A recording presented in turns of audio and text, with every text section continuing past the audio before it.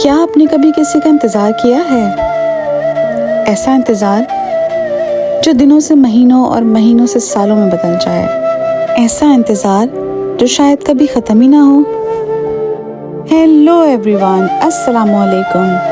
आप देख रहे हैं मेरा YouTube channel life with Iram. मैं हूँ इरम और ये है मेरी ज़िंदगी परदेस में। मैं ऑस्ट्रेलिया सिडनी में रहती हूँ और मेरा ताल्लुक़ अलाइड हेल्थ से है। मैं रोज़ाना मुख्तलिफ लोगों से मिलती हूँ, इनकी ज़िंदगी के रंग देखती हूँ। कुछ खुशियों से भरे होते हैं और कुछ कहानियों से। आज मैं आपके साथ एक ऐसी कहानी शेयर करने जा रही हूँ जो इंतज़ार की है। ऐसा इंतज़ार जो शायद कभी ख़त्म ना हो।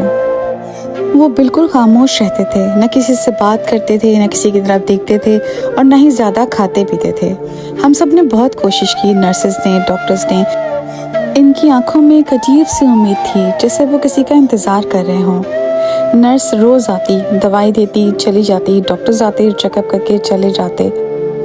फिर एक दिन मैं इनके पास जाकर बैठ गई, कुछ भी नहीं कहा और बस खामोशी से इनको देखती रही। तकरीबन 10 मिनट के बाद उन्होंने पहली बार मेरी तरफ देखा और आहिस्ता से कहा, क्या आप कल भी आएंगी? फिर मैंने उनसे बात की और पूछा, बाबा जी आपको किसका इंतज़ार है?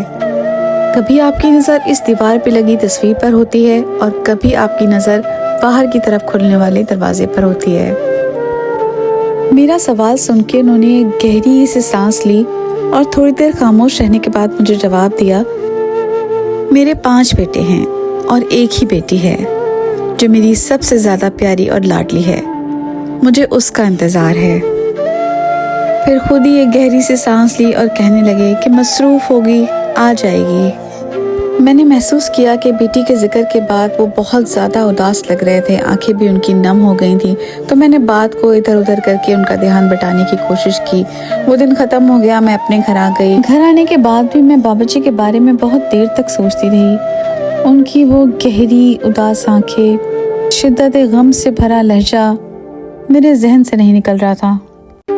ऐसे ही दिन गुजरते गए और गुजरते गुजरते 6 महीने गुजर गए, लेकिन बाबा जी से मिलने कोई नहीं आया। 3 वीक गुजर गए थे और इत्तेफाक से बाबा जी के साथ मुझे कोई शिफ्ट करने का मौका नहीं मिला था। चौथे हफ्ते में मेरी दोबारा से उनके साथ शिफ्ट लगी। आज उनकी तबीयत बहुत ज़्यादा ख़राब थी। डॉक्टर ने आहिस्ता से कहा कि वक्त बहुत कम है। नर्स ने बाबा जी से पूछा, क्या आप किसी को बुलाना चाहते हैं? बड़ी मुश्किल से उन्होंने लरजते हुए हाथों से दीवार पर लगी तस्वीर की तरफ इशारा करके कहा, मेरी बेटी को बता देना। मैं उसका इंतज़ार करता रहा और उसके बाद उनकी आंखें हमेशा के लिए बंद हो गईं। अगले दिन मामूल के मुताबिक मैं अपने काम पर गई तो मैंने देखा कि एक लड़की ज़मीन पर बैठ के ज़ारो कतार रो रही है और बस एक ही लफ्ज़ बोल रही है कि मैंने बहुत देर कर दी, मैंने बहुत देर कर दी। मेरे पूछने पर नर्स ने बताया कि ये उन्हीं बाबा जी की बेटी है जिसका वो हमेशा इंतज़ार किया करते थे, लेकिन अफसोस कि वो वक्त पे पहुंच ना सकी। अगर आप भी किसी ऐसे शख्स को जानते हैं जो खामोश रहता है तो प्लीज़ उसको इग्नोर ना करें। अपने प्यारों की कदर करें उनकी ज़िंदगी में ही। अगर आपको ये कहानी पसंद आई हो तो प्लीज़ मेरे चैनल को सब्सक्राइब कीजिएगा, वीडियो को लाइक और शेयर ज़रूर कीजिएगा। मुझे दीजिए अब इजाज़त, मिलते हैं इंशाल्लाह नेक्स्ट व्लॉग में। तब तक अपना और अपने साथ साथ दूसरों का भी बहुत ख्याल रखिएगा। मुझे दुआ में याद रखिएगा। अल्लाह हाफ़िज़, अस्सलाम वालेकुम। Thanks for watching.